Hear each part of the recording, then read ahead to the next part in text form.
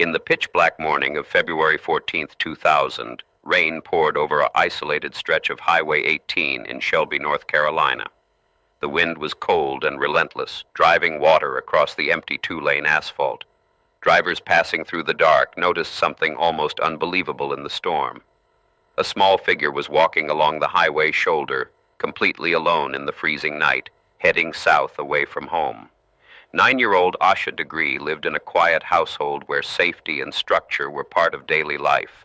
She was a bright fourth grader who played basketball, attended church regularly, and was naturally shy around people she did not know.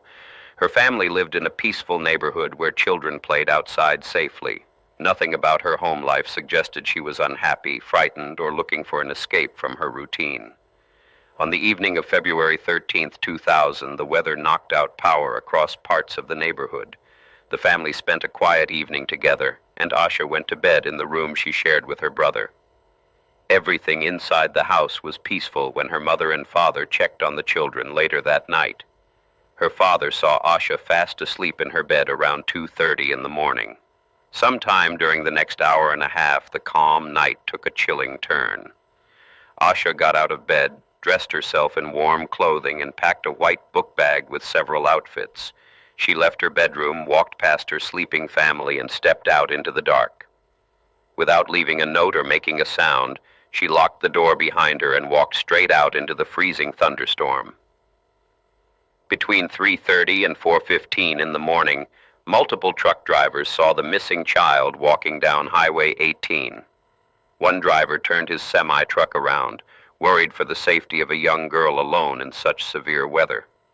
As his large vehicle approached, Asha suddenly turned and ran into the dark woods lining the side of the road.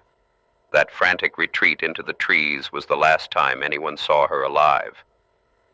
At 6:30 that morning, Asha's mother went into the bedroom to wake the children for school. She found her son in his bed, but Asha's bed was completely empty. The family searched every room, the yard, and the nearby street before calling emergency services. Within minutes, law enforcement officers arrived at the scene, realizing that a 9-year-old child had vanished without a trace in the middle of the night.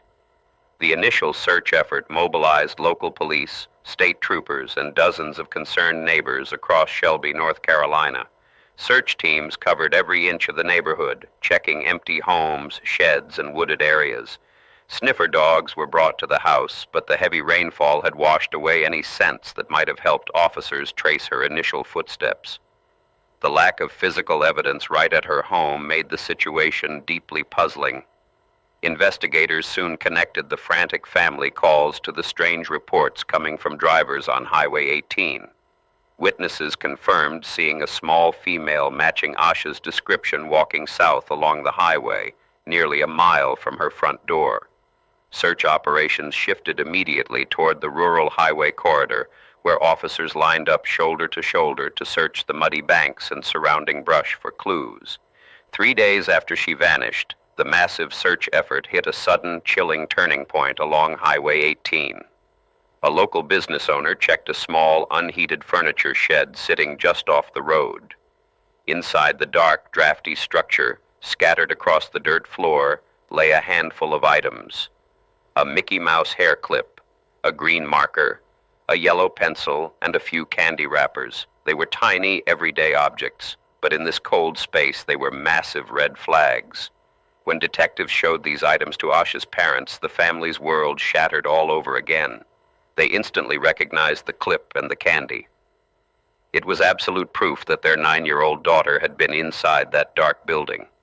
The thought of a deeply shy, terrified child huddled alone in a strange shed while a violent storm raged outside was almost too much to bear.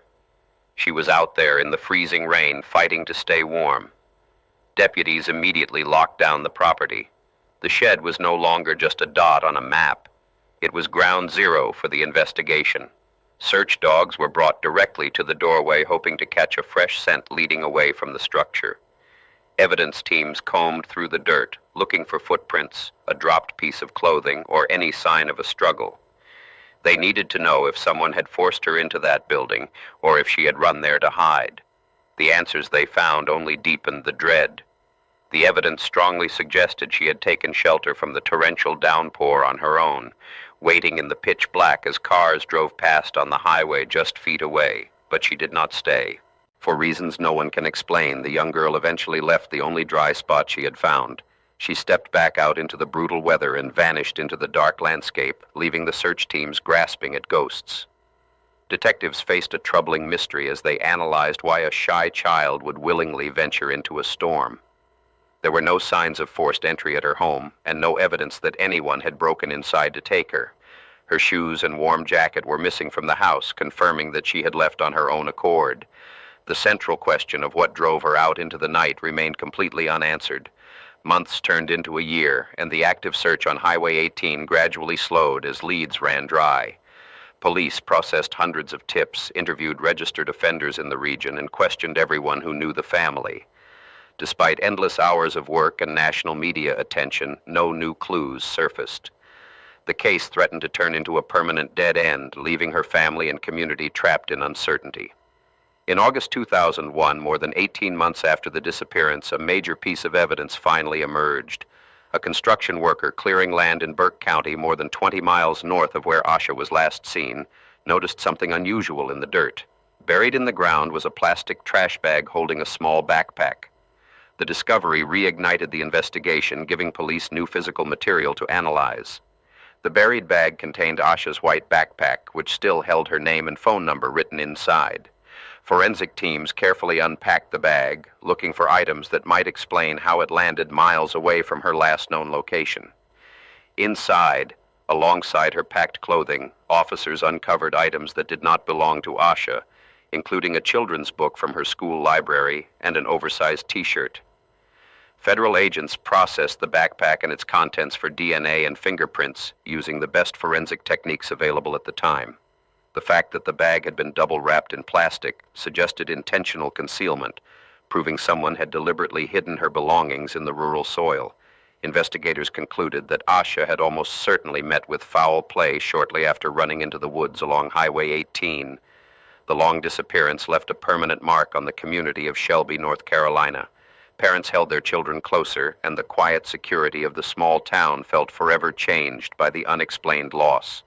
Every year on February 14th, family members, neighbors, and investigators gather to walk along Highway 18, keeping public attention on the case and ensuring that the missing child is never forgotten. Through decades of silence, Asha's family has maintained a steady presence, holding out hope for clear answers. They refuse to let her memory fade, speaking to news outlets and working closely with cold case detectives. Their dedication has kept the investigation active, reminding the public that even after decades, a single tip could unlock the truth behind that tragic night. Investigators have explored countless theories over the decades to explain why she left her bed. Some experts questioned if she was inspired by a book about children going on adventures, while others wondered if she was lured out by someone she trusted.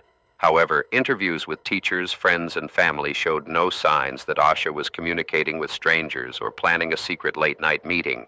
In 2016, federal authorities issued a fresh appeal for public help based on a reevaluated lead. Investigators released information regarding a mid-1970s green car, possibly a Lincoln Continental or Thunderbird, that witnesses reported seeing in the area on the night Asha disappeared. Police urged anyone who remembered seeing such a vehicle near Highway 18 to step forward with details. Modern cold case units continue to review the physical evidence using advanced DNA technology that did not exist in 2000. Microscopic fibers, soil samples from the buried backpack, and preserved items are routinely re-examined as genetic genealogy tools improve. Investigators remain hopeful that modern science will eventually connect the physical evidence to a specific suspect. The ultimate tragedy of the case lies in the unsettling gap between a safe home and a terrifying outcome. A 9-year-old child walked out of her bedroom into a cold storm, leaving behind a family that spent decades searching for answers. The strange details of her final steps continue to challenge experienced detectives who view the file as one of the state's most painful cold cases. The investigation serves as a critical case study in how cold case evidence must be preserved for future scientific breakthroughs. Items recovered from the rural shed and the buried backpack remain carefully stored in federal evidence lockers. Each advancement in forensic testing brings new potential to extract hidden information from those preserved objects, keeping the case alive in the laboratory. The story of Asha Degree remains an open file, driven by the ongoing hope that someone holds the missing piece of the puzzle. Her portrait still hangs in cold case offices, representing an unsolved mystery that demands resolution, until the final truth is uncovered. The lonely stretch of Highway 18 stands as a quiet reminder of the night a young girl walked into the rain and vanished.